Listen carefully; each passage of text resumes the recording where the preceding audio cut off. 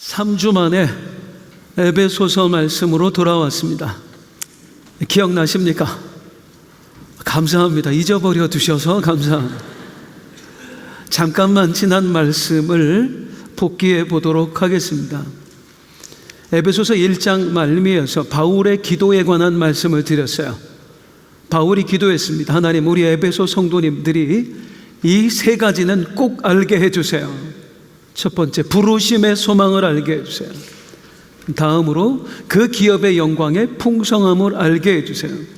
마지막, 베푸신 능력의 크심을 알게 해주세요. 이 기도가 마쳐진 후에 바로 교회 이야기가 나옵니다. 이건 전혀 생뚱맞은 전개가 아니에요. 자연스러운 흐름입니다. 먼저 다시, 교회는 건물을 말하는 게 아니에요. 구원받은 나와 우리를 말합니다. 내가 교회고 내 옆에 있는 사람이 교회예요. 왜 알게 해주세요 라는 기도를 하고 나서 갑자기 교회 이야기를 꺼낼까요? 알게 해주세요 했던 기도의 내용을 이제 확장시켜 가는 거예요. 하나님, 부르심의 소망을 알게 해주세요. 기업의 영광의 풍성함을 알게 해주세요. 베푸신 능력의 크심을 알게 해주세요 한 다음에 부르심의 소망으로, 기업의 영광의 풍성함으로, 베푸신 능력의 크심으로 교회된 우리가 어떻게 변화되었는가, 그리고 그 능력을 힘입은 우리는 어떻게 살아야 되는가, 그거 이야기하는 게 교회 이야기예요. 그래서 에베소서 이유는 교회 이야기, 우리들의 이야기를 합니다. 그런데 먼저 교회에 대해서 이렇게 정의를 내렸어요. 23절 말씀 같이 읽겠습니다. 시작. 교회는 그의 몸이니 만물 안에서 만물을 충만하게 하시는 이의 충만함. 교회에 대해 두 가지 얘기해요. 먼저 교회는 예수님의 몸이다. 또 하나는 만물 안에서 만물을 충만하게 하시는 이의 충만함이다. 무슨 말이냐? 먼저 교회는 예수님의 몸이다. 이 말씀을 자꾸만 상하의 개념으로 생각해요. 예수님이 우리보다 높아. 여기서는 그런 뜻으로 하는 말이 아니에요. 교회는 예수님의 몸이다. 예수님과 우리는 하나다. 구원받은 우리와 예수님은 한 몸이다. 그 얘기하기 위해서 이 말씀을 하는 거예요. 여기에 담긴 놀라운 의미가 있습니다. 남남이었던 두 남녀가 만나서 결혼을 하면 한 몸이 됩니다. 그리고 한 몸이 되는 순간 어떤 일이 일어나지요? 서로의 것을 함께 공유하게 되는 거예요. 서로의 지위와 재산과 권위와 이런 것을 함께 공유하게 되는 거예요. 평범한 여인이 왕의 아내가 되는 순간 왕의 것을 함께 공유하게 됩니다. 왕이 살던 집에서 함께 살고, 시종도 함께 부리고, 왕의 권세도 함께 누리고, 이렇게 된단 말이에요. 교회된 내가 온 세상의 왕이신 예수님의 신부가 되었습니다. 예수님과 한 몸이 되었다고요. 그러면서 우리는 이제 예수님의 영광과 예수님의 권세를 함께 누릴 수 있게 된 거예요. 그분의 부활이 내 것이 되고, 그분의 승천이 내 것이 되고, 그분의 다스림이 곧 나의 것이 되는 것입니다. 이게 교회는 예수님의 몸이다. 그 말씀에 담긴 의미예요. 교회에 대한 정의 두 번째, 교회는 만물 안에서 만물을 충만하게 하시는 이의 충만함이니라. 이거 너무 말이 복잡하네요. 먼저 이 말씀에서 우리 예수님을 뭐라고 표현했냐면, 예수님은 만물을 충만하게 하시는 분이십니다. 그렇게 표현했어요. 만물을. 예수님이 없으면 만물이 결핍을 느낀대요. 공허함을 느낀대요. 자, 사고로 부모를 잃은 아이가 있다고 생각을 해보세요. 갑자기 부모님이 내 곁을 떠나가 버렸어요. 다행히 부모님이 남겨준 집도 있었고 재산도 있었고 뭐 친척들도 있었고 친구들도 있고 옛날에 누리던 내 것이 다 그대로 있는데 누구만 없어요? 부모님만 없어요. 다 있는데 부모님만 없어요. 그런데 이 아이는 결핍을 느낍니다. 음식을 먹어도 채워지질 않는 거예요. 그 정서적인 결핍이, 사랑의 결핍이 채워지질 않는 거예요. 자, 만물에게 우리 예수님은 부모님이세요. 왜? 예수님이 세상을 만드셨거든요. 아니, 세상은 하나님이 만드신 거 아니에요? 예수님이 하나님이에요. 예수님이 만물을 만드신 창조주이십니다. 즉 만물의 부모님이 예수님이세요. 따라서 부모를 잃은 아이가 부모가 없으면 공허함을 느끼듯이 이 세상 만물이 부모 대신 예수님이 없으면 공허함을 느끼는 거예요. 재산도 가졌고 권력도 있고 나를 사랑해주는 사람도 있고 남부럽지 않게 내가 살 수 있는데도 불구하고 뭔가 허전해, 뭔가 공허해, 영적인 결핍이 느껴지는 거예요. 이 만물의 결핍을 채워주실 수 있는 분, 그분은 오직 예수님밖에 없습니다. 그래서 그 예수님을 뭐라고 표현하냐면 예수님은 만물을 충만하게 하시는 분이십니다. 그런데 교회된 우리를 뭐라고 말하냐면 교회는 만물을 충만하게 하시는 예수님, 그분의 충만함입니다. 무슨 말이에요? 모든 만물의 결핍을 예수님이 채워주듯이 예수님의 결핍을 교회된 우리가 채워주신다는 거예요. 우리가 없으면 예수님이 결핍을 느낀다고요. 아니 무슨 예수님이 결핍을 느껴요. 예수님 같은 분이. 자, 왜 우리가 없으면 예수님이 결핍을 느끼시는가? 아까 부모를 잃어버린 아이의 이야기를 했어요. 갑자기 부모를 잃어버리면 모든 게 다 있어도 공허해요. 그 정서적인 결핍, 사랑의 결핍을 채울 수가 없어요. 반대로 생각해 보자는 말이에요. 자식을 잃은 부모를 생각해 보자는 말이에요. 자식을 잃은 부모는 어떻게 했어요? 부모를 잃은 자식이 느끼는 결핍과 자식을 잃은 부모가 느끼는 결핍은 차원이 달라요. 도무지 살 수가 없는 거예요. 왜? 자식은 나보다, 내 생명보다 더 소중하거든요. 우리 예수님에게 있어서 우리가 그런 존재라고 하는 겁니다. 예수님보다 더 소중한 존재, 예수님이 눈에 넣어도 아프지 않은 존재, 모든 걸 다 줘도 아깝지 않은 존재, 그저 존재한다는 것만으로도 예수님을 행복해 하고 예수님 곁에 없으면 예수님으로 하여금 결핍을 느끼게 하는 존재, 그게 바로 우리들이라는 거예요. 예수님의 결핍을 채워드리는 존재, 예수님을 충만하게 해드리는 존재. 그래서 교회는, 너는, 우리는 만물 안에서 만물을 충만하게 하시는 예수님, 그분의 충만함이야. 예수님을 충만케 해드리는 존재야. 예수님의 결핍을 채워드리는 존재야. 우리가 그만큼 소중한 존재입니다. 이걸 우리가 모르고 살았던 거예요. 느껴지세요? 내가 그렇게 소중한 존재라는 게? 우리 한번 찬송 부를게요. 당신은 사랑받기 위해 태어난 사람. 내 옆 사람에게도 불러주지만 자기 자신에게도 불러주는 거예요. 당신은 사랑받기 위해 태어난 사람. 당신의 삶 속에서 그 사랑 받고 있지요. 당신은 사랑받기 위해 태어난 사람. 당신의 삶 속에서 그 사랑 받고 있지요.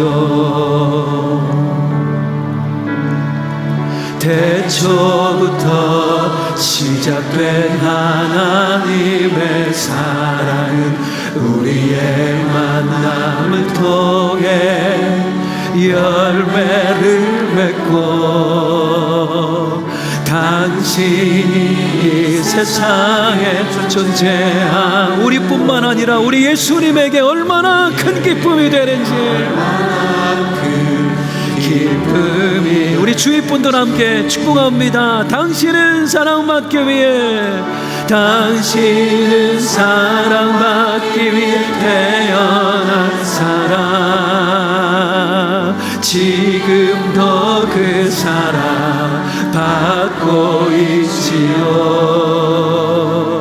당신은 사랑받기 위해 태어난 사람, 지금도 그 사랑 받고 있지요. 할렐루야. 우리 박수로 하나님께 영광 돌려드립니다. 죄송하지만 한 번만 따라해 주세요. 자기 가슴에 손을 얹고, 너는 사랑받기 위해 태어났어. 너의 존재만으로도 예수님이 기쁨을 느끼셔. 죄송해요. 좀 길었지요. 내 존재만으로도 예수님이 기쁨을 느끼세요. 이게 느껴지세요? 이 감격이. 내가 뭐라고요?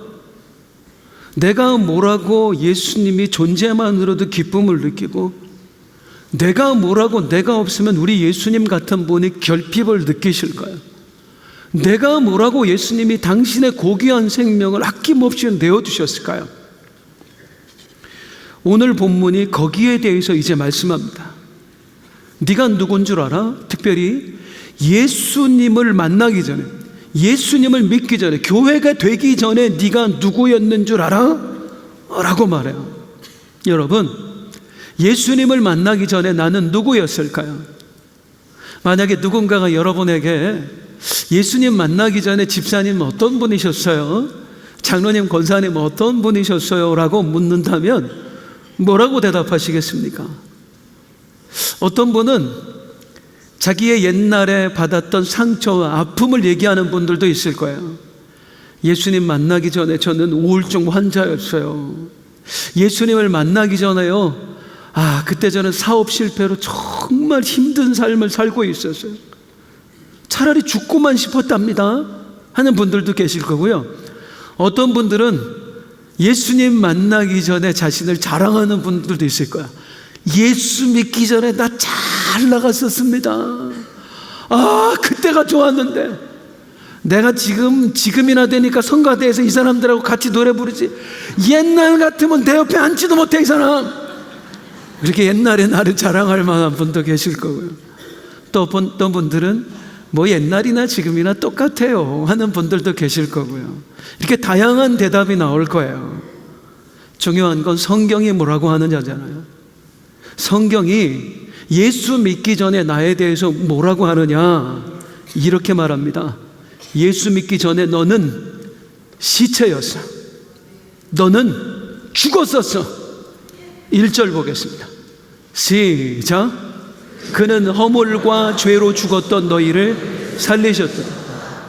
원래 1절 원어로 보면은요, 앞에 그는이 없고 뒤에 살리셨도다도 없어요. 우리 성경이 문맥 흐름을 위해서 의역을 해놓은 거예요. 원래 1절은 여기 색깔 칠해놓은 딱 이 부분밖에 없어요. 허물과 죄로 죽었던 너희를. 따라하겠습니다. 허물과 죄로 죽었던 너희. 이게 예수 믿기 전에 우리였어요. 우리는 죽었었습니다. 시체였어요. 허물과 죄로 죽은 존재들이었어요. 가끔 이렇게 기도하는 분들이 계세요. 대표 기도하실 때 죄로 말미암아 죽을 뻔했던 우리를 살려주시고, 뭐 그렇게 기도해도 됩니다. 그것도 맞는 말이에요. 왜 그것도 맞는 말인지는 이제 몇 주 후에 또 설명을 드릴게요. 그런데 더 확실하게는 우리는 죽을 뻔했던 존재가 아니고 죽었던 존재입니다.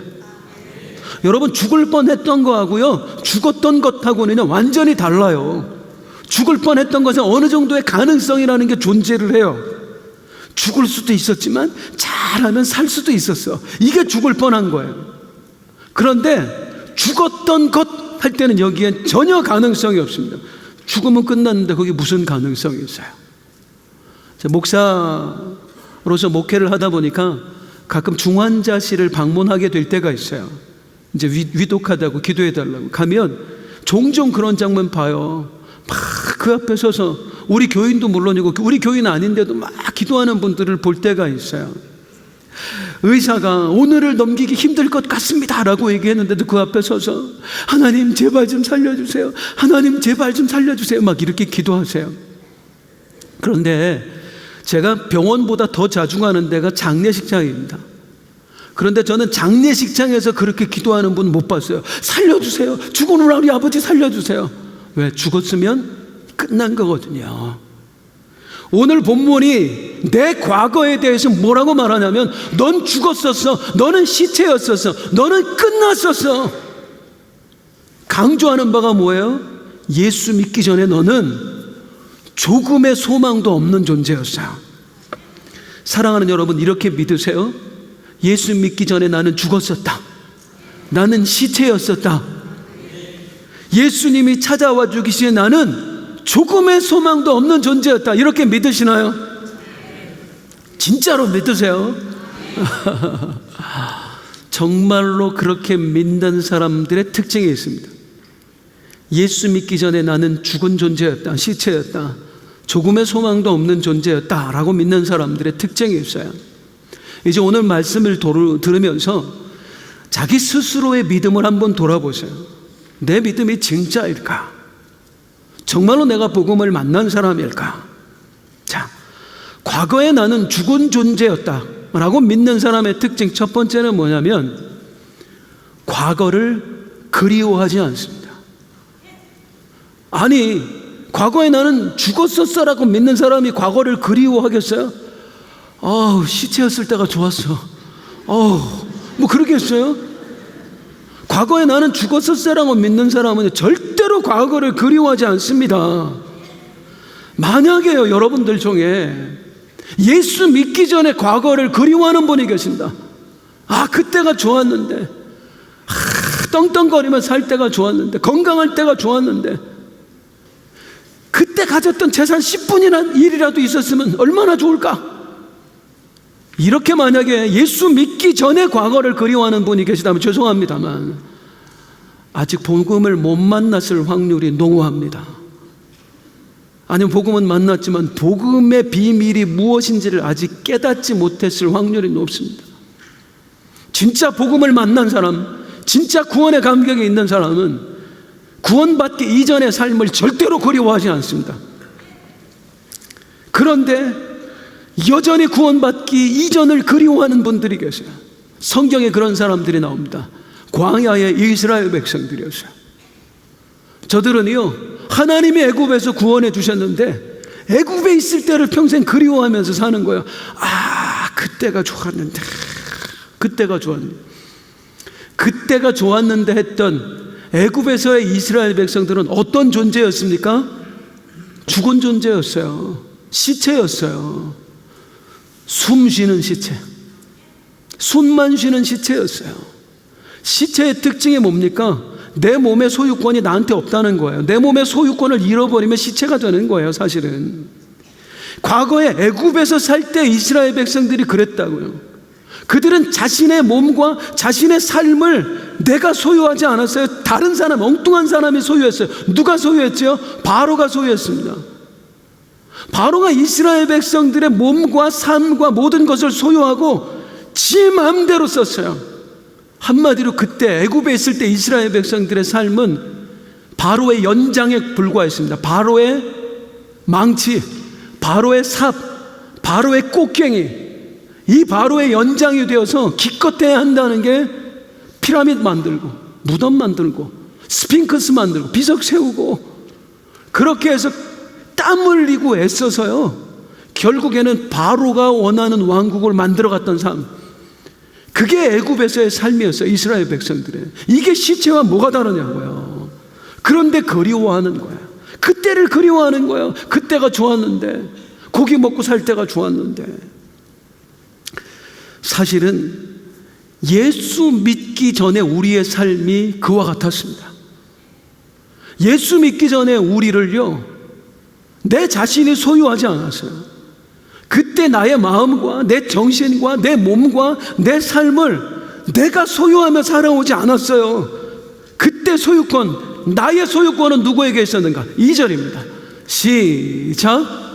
그때 너희는 그 가운데서 행하여 이 세상 풍조를 따르고 공중의 권세 잡은 자를 따랐으니 곧 지금 불순종의 아들들 가운데서 역사하느니 그때 너희는 구원받지 못했을 때에, 아직 교회가 되지 못했을 때, 너희는 이 세상 풍조, 그냥 사람들이 살아가는 대로 살아갈 때, 그때 너희는 사실은 공중 권세 잡은 자에게 붙잡혀 있었어요. 불순종의 아들들, 하나님에게 불순종하는 사람들에게 역사하고 있는 그 악한 영에게 너희는 붙들려 있었어.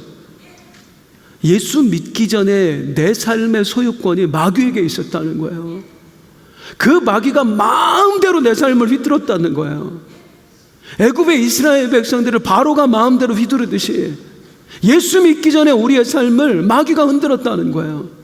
그래서 그때 우리의 삶은 어떤 삶이었느냐 하면 3절을 보겠습니다. 시작. 전에는 우리도 다 그 가운데서 우리의 육체의 욕심을 따라 지내며 육체와 마음에 원하는 것을 하여 본질상 진노의 자녀.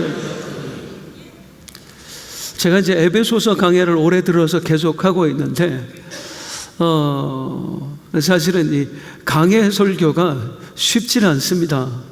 뭐가 쉽지 않냐면 강해 설교를 안 할 때는 그냥 은혜되는 본본들만 뽑아서 하면 되는데 이 강해 설교는 피해갈 수가 없잖아요. 다 해야 되잖아요. 때로는 듣기 거북한 내용도 해야 되고 어려운 내용도 해야 되고 이제 그렇습니다. 사실은 오늘 말씀이 뭐 예수 믿는 사람 누구나 듣기 거북한 말씀이에요. 그런데 오늘 말씀을 통해서 주님이 주시는 음성을 들었으면 좋겠어요. 예수 믿기 전에 마귀에게 붙들렸던 내 삶은 3절을 그냥 다시 한번 띄워봐 주세요. 전에 우리가 어떻게 살았냐면 우리 육체의 욕심을 따라 지내며, 성경 구절 띄워놔 주세요. 방송실. 육체와 마음에 원하는 것을 했다. 예수 믿기 전에, 교회가 되기 전에 우리의 삶은 한마디로 어떤 삶이었냐면 욕망을 따라 사는 삶이었어요. 따라하겠습니다. 욕망을 따라 사는 삶. 욕망을 따라 살았어요. 우리는요. 잠깐만 예수 믿기 전에 내 삶을 떠올려 보세요. 저는 교회 다니기 전의 삶이라고 하지 않았습니다. 예수 믿기 전의 삶이라고 그랬습니다. 예수님을 믿기 전에, 교회 되기 전에, 예수님과 한 몸 되기 전에 솔직히 우리가 무엇에 따라 살았습니까? 결국에 우리가 뭐 대단한 거 한 것 같아도요, 고상한 거 한 것 같아도요, 결국엔 내 욕망 따라 살았어요. 더 갖고 싶고, 더 즐기고 싶고, 더 높아지고 싶고, 이 욕망의 노예가 되어서 우리가 지난날 살아왔던 거예요. 아니 뭐 그거야 사람의 기본 욕구 아닙니까? 아니 어떤 사람이 더 높아지고 싶지 않고, 어떤 사람이 더 갖고 싶지 않고, 어떤 사람이 더 즐기고 싶지 않아요. 그거야 사람의 기본 욕구죠. 그게 무슨 마귀의 도구가 되는 겁니까? 인간의 본성 따라 사는 게 뭐가 그 잘못입니까? 우리가 오늘 분명하게 알아야 될 거 있습니다. 인간의 본성 따라 사는 게 더 가지고 싶고, 더 즐기고 싶고, 더 높아지고 싶은 그 욕망은 그 본성을 따라 사는 게 뭐가 잘못입니까? 라고 하는데 이 욕망들은 원래 우리의 본성이 아닙니다. 하나님은 우리를 처음 지을 때 그런 걸 우리 안에 심어놓지 않으셨어요. 더 갖고 싶어하고, 더 즐기고 싶어하고, 더 높아지고, 이런 욕망을 가진 존재로 하나님은 우리를 짓지 않았어요. 처음 지음받은 우리의 진짜 본성은 뭐냐면, 따라하겠습니다. 하나님의 형상. 우리는 하나님의 형상 따라 지음받았어요. 그래서 우리의 본성은 뭐냐면 하나님처럼 사는 겁니다. 그게 뭐냐? 우리 예수님께서, 하나님이신 예수님께서 이 땅에 오셔서 보여주셨어요. 원래 너희는 이렇게 지음받았어. 어떻게? 빌립보서 2장 5절에서 8절 말씀입니다. 원래의 우리입니다. 이게 빌립보서 2장 5절에서 8절 말씀 같이 시작. 너희 안에 이 마음을 품으라. 곧 그리스도 예수의 마음. 그는 근본 하나님의 본체시나 하나님과 동등됨을 취할 것으로 여기지 아니하시고 오히려 자기를 비워 종의 형체를 가지사 사람들과 같이 되셨고 사람의 모양으로 나타나사 자기를 낮추시고 죽기까지 복종하셨으니 곧 십자가에 죽으시니. 예수님이 와서 보여주신, 이게 원래 너야. 너는 원래 이런 존재로 지음받았어. 너는 무언가를 더 갖고 싶어서 애쓰는 존재가 아니라 남을 위해서 나를 비우는 존재로 지음받았어. 너는 더 높아지기 위해서 애쓰는 존재가 아니라 다른 사람을 높이기 위해 스스로를 낮추는 존재로 지음받았어. 너는 더 즐기기 위해서 몸부림치는 존재가 아니라 어떻게 하면 하나님 뜻대로 살 수 있을까? 우리 하나님의 뜻에 복종할까? 그렇게 생각하며 사는 존재로 지음받았어. 이게 우리의 본성이란 말이에요. 그런데 그렇게 지음받은 우리가 마귀와 손을 잡았습니다. 그리고 하나님을 배신한 겁니다. 하나님처럼 되려고 했죠. 그 순간 어떤 일이 일어났죠? 하나님이 심어준 것들이 떠나버리고 이제 마귀가 심어주는 것들이 내 속에 들어와 가득 차게 된 것입니다. 욕망, 육신의 정욕, 안목의 정욕, 이생의 자랑. 더 갖고 싶고 더 즐기고 싶고 더 높아지고 싶고 변해버린 본성이에요. 하나님이 처음 지은 그 모습에서 우리가 완전히 달라져 버린 거예요. 왜요? 이제는 내가 하나님 됐거든요. 이제 내가 최고거든요. 이 우주의 중심이 나거든요. 그래서 인간은 그때부터 오로지 어떻게 하면 내가 더 가질 수 있을까? 어떻게 하면 내가 더 높아질 수 있을까? 어떻게 하면 더 내가 즐길 수 있을까? 이 욕망을 따라 움직이는 존재가 되고 말았습니다. 그래서 인간의 삶 보면 추잡하기가 그지없습니다. 수십조 원을 가진 대기업 총수가요, 더 갖겠다. 지금도 넘쳐나는데 죽을 때까지 다 쓰고 못 죽을 재산이 있는데도 더 갖겠다고. 그 조그만 중소기업에서 10년을 넘게 잠도 제대로 자지 못하고 개발한 놓은 기술을 강탈해 가요. 그게 우리가 사는 세상이에요. 지금 내가 가진 권력으로 만족하지 못해서 권력이 위협이 되는 사람이라면 자식이라도 죽이는 그 권력가들, 역사에 수를 헤아릴 수가 없어요. 얼마나 사람이 즐기고자 하는 욕망이 가득한지, 즐겨도 이 욕망이 채워지지 않으니까 심지어는 어떻게 합니까? 마약을 들이붓습니다. 내 몸을 상하게 해서라도 그 즐기고자 하는 욕망을 채워가고 싶어 하는 거. 이게 마귀에게 사로잡힌 인생들의 삶의 결말이에요. 나는 안 그런데요. 나는 마약 먹은 적 없는데요. 정도의 차이가 있지 본질은 똑같다고요. 욕망 따라 사는 건 사람이 다 똑같다고요. 더 갖고 싶고 더 즐기고 싶고 더 높아지고 싶고. 어떤 사람은 그게 확 드러날 뿐이고 어떤 사람은 교묘하게 감추고 살 뿐이고 다 똑같다고요. 이런 삶이 어떤 삶이에요? 마귀의 연장이 되어 사는 삶, 마귀의 망치가 되어서, 마귀의 삽이 되어서, 마귀의 곡괭이가 되어서 이 하나님이 만드신 이 세상을 마귀가 원하는 세상으로 만들어가는 삶. 그게 예수님을 만나기 전에 우리들의 삶이었습니다. 이런 삶을 그리워한다. 그때 돈이 좀 더 많았다고, 그때 좀 잘 나갔다고, 그때 좀 더 건강했다고 그때를 그리워한다? 아니요. 진짜 복음을 만난 사람은 예수님 만나기 이전의 삶을 그리워하지 않습니다. 과거에 내가 죽은 존재였다라는 걸 깨달은 사람은 두 번째, 과거를 자랑하지 않습니다.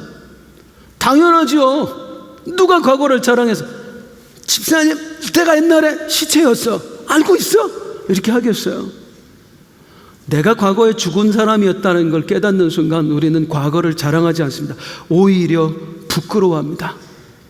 내가 마귀의 종이 되어서 살았다니, 내가 마귀에 이끌려서 살았다니, 마귀의 밥이 되어 살았다니. 아무리 과거가 찬란했어도, 누구라도 부러워할 만한 삶을 살았어도 진짜 복음을 만난 사람은 오히려 과거를 자랑하지 않고 부끄러워해요. 그런 사람이 있었습니다. 성경에. 이 에베소서를 쓴 인간 저자 사도 바울입니다. 저희 바울의 이야기를 금요일에 잠깐 드렸었는데, 바울은 자신이 예수님을 만나기 전에 어떤 삶을 살았는지를 표현을 해요. 이렇게요. 빌립보 3장 4절 6절입니다. 시작. 그러나 나도 육체를 신뢰할 만하면, 만일 누구든지 다른 이가 육체를 신뢰할 것이 있는 줄로 생각하면 나는 더욱 그러하리. 나는 8일 만에 할례를 받고 이스라엘 족속이요 베냐민 지파요, 히브리인 중에 히브리인이요, 율법으로는 바리새인이요, 열심으로는 교회를 박해하고 율법의 의로는 흠이 없는 자. 만일 누가 각 자신의 과거를 자랑할 사람이 있습니까? 나는 더 그런 사람입니다. 내가 어떤 사람이었나? 바울이 예수님을 만나기 전에 어떤 사람이었느냐면, 그는 유대 사회에서 최정점에 다다른 사람이었습니다. 유대의 신분 사회에서 많은 신분들이 있지만 그 중에서도 높은 사람들만 모아놓고 그 중에서도 또 높은 사람만 모아놓은 단체가 있었어요. 산헤드린 공회입니다. 바울은 그 젊은 나이에 산헤드린 공회원이었어요. 그것도 모자라서요, 산헤드린 공회의 수장, 그러니까 유대 사회의 최고의 위치에 올랐던 사람이 누구냐면 바울의 스승님이었습니다. 가말리엘. 이 가말리엘의 수석 제자가 바울이었습니다. 즉 바울은 이대로 살기만 해도 유대의 모든 사회를 통틀어서 탑 오브 탑이 될 수 있는 사람이었어요. 그야말로 더 이상 오를 위치가 없는 사람. 권력과 재물과 명예를 이미 양손에 거머쥐기 일보 직전의 삶, 그게 예수님을 만나기 전에 바울의 삶이었습니다. 누구라도 부러워할 만한 사람. 그런데 바울은 그 삶에 대해서 예수님을 만난 이후에 이렇게 표현합니다. 빌립보 3장 7절에서 8절입니다. 시작. 그러나 무엇이든지 내게 유익하던 것을 내가 그리스도를 위하여 다 해로 여길 뿐더러 또한 모든 것을 해로 여김은 내 주 그리스도 예수를 아는 지식이 가장 고상하기 때문이라. 내가 그를 위하여 모든 것을 잃어버리고 배설물로 여기면, 나 정말 잘 나갔습니다. 여러분이 부러워할 만한 삶을 살았습니다. 그런데 내가 주님을 만나고 나니, 그 고상한 복음의 깊이를 깨닫고 나니 드디어 보이더군요. 유대사회 최정점에 올랐던 지난날 내 삶, 권력과 재물과 명예를 한 손에 거머쥐고 흔들었던 지난날 내 삶, 배설물이었습니다. 이제야 내가 깨닫게 되었습니다. 아, 내가 지나온 날 똥밭을 구르며 살았구나. 그 똥덩어리를 붙들기 위해서 내가 그렇게 몸부림치며 살았구나. 예수를 만나고 나니까 비로소 보이는 거예요. 그 애쓰며 수고하며 살았던 삶이 더 갖고 싶어서, 더 즐기고 싶어서, 더 높아지고 싶어서 모든 것 쏟아부었던 삶이 똥밭을 구르는 삶이었다는 사실을 예수님을 만나고 나서 비로소 깨닫게 되는 거예요. 그래서 바울은 누구라도 부러워했던 그 삶을 고백하면서 한없이 부끄러워합니다. 여러분, 제가 똥밭을 구르며 살았습니다. 제가 그렇게 엉터리로 살았습니다. 이렇게 예수를 만나기 전 내 과거의 실체를 깨닫게 된 사람은 과거를 자랑하지 않아요. 아니, 오히려 과거를 부끄러워합니다. 사랑하는 성도님들, 우리는 교회입니다. 우리는 예수님을 만난 사람들입니다. 우리는 예수님과 한 몸이 되었습니다. 그 위대한 영광을 얻은 여러분들이야, 묻겠습니다. 혹시 아직도 과거를 그리워하진 않습니까? 아직도 과거를 자랑하고 있지는 않습니까? 죄송하지만 아직도 과거가 그립다면 복음을 모르는 거일 수 있다니까요. 아직도 과거가 자랑스럽다면 진짜 예수님을 안 만난 것일 수 있다니까요. 정말 예수님을 만나면 과거가 부끄러워요. 다시는 쳐다보고 싶지도 않아요. 진짜로 복음을 만난 사람은 과거를 떠올릴 때마다 이렇게 고백할 수밖에 없어요. 세상에서 방황할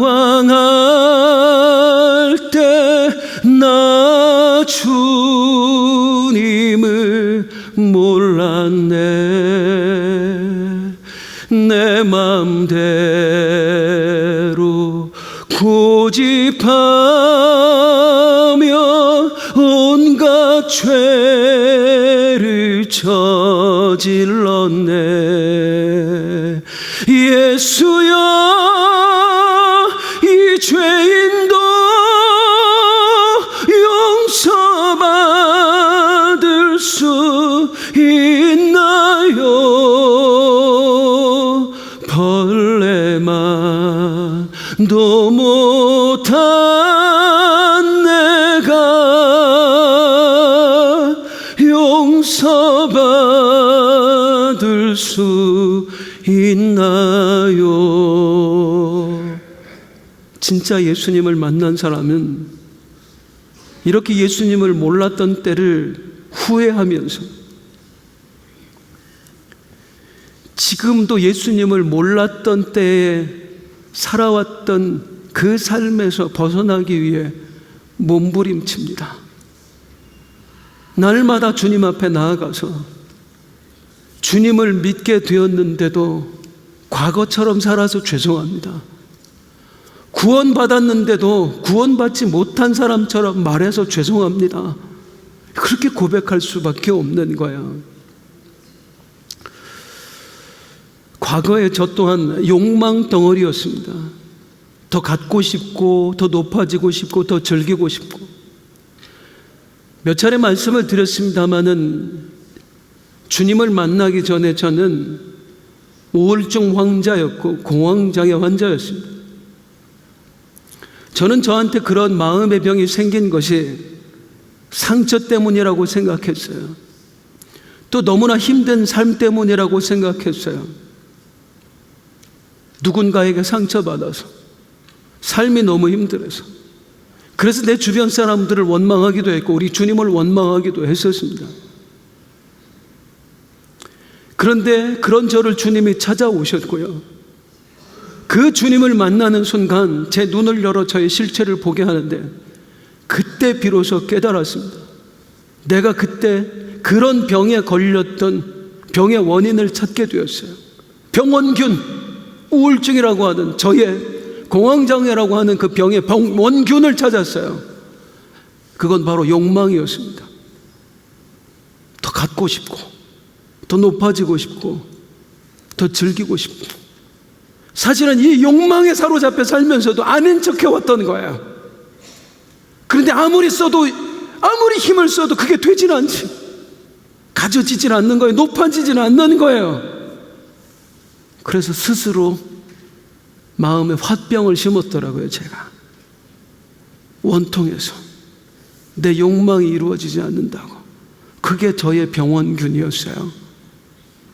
이걸 깨닫는 순간 주님 앞에 진정한 회개를 드리며 욕망을 따라 살아왔던 삶을 고백하고 용서를 구하며 이제 주님을 위해 살겠습니다 하는 순간 그 우울증과 공황장애가 떠나간 거예요. 사랑하는 성도님들, 오늘 여러분의 삶을 지배하고 있는 것은 무엇입니까? 복음입니까? 아니면 욕망입니까? 여러분의 삶의 소유권을 누가 쥐고 있습니까? 하나님이 쥐고 있습니까? 마귀가 쥐고 흔들고 있습니까? 여전히 부족한 나, 내 욕망 따라 살아왔던 나, 그랬던 나를 주님이 찾아와 주신 거였고요, 그랬던 나에게 이렇게 말씀하신 거였어요. 호승아, 너는 나의 충만이야. 네가 있어야 내 결핍이 채워져. 이 은혜와 사랑이 당연한 겁니까? 결코 당연하지 않습니다. 당연하지 않은 은혜를 받은 우리는 그 은혜에 합당하게 살아낼 의무가 있는 거예요. 우리 함께 일어나서 찬송하겠습니다. 주님의 은혜를.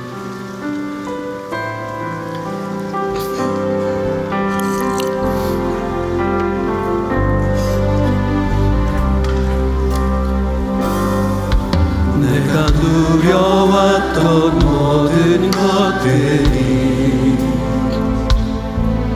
내가 지나왔던 모든 시간이, 내가 걸어왔던 모든 순간이 당연한 것 아니라 은혜였어. 아침에 해가 뜨고 저녁에 노을, 봄의 꽃향기와 가을의 열매, 변하는 계절의 모든 순간이 당연한 것 아니라 은혜였어. 모든 것이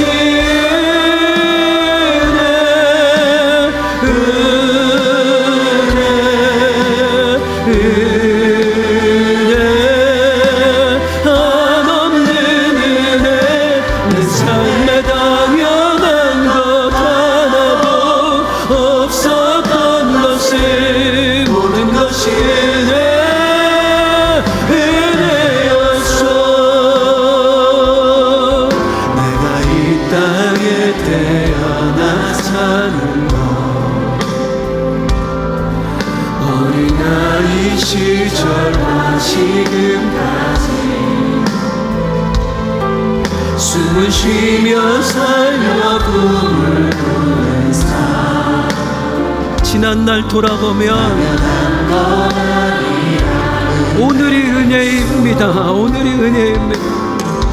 내가 하나님의 자녀로 살며 오늘 찬양하고 예배하는 삶, 복음을 전할 수